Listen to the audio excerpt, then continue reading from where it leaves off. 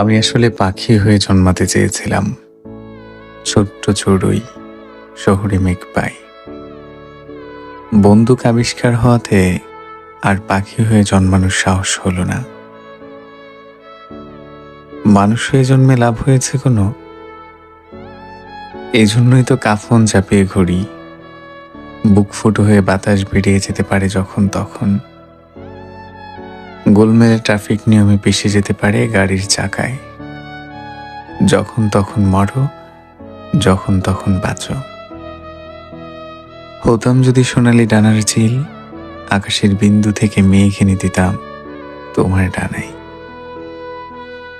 জীবনটা এমন কেন? তোমার শীতাতাপ নিয়ন্ত্রিত মোটরযানে আমায় নিয়ে চলো দূরে কোথাও। গান শোনাবো তোমায়।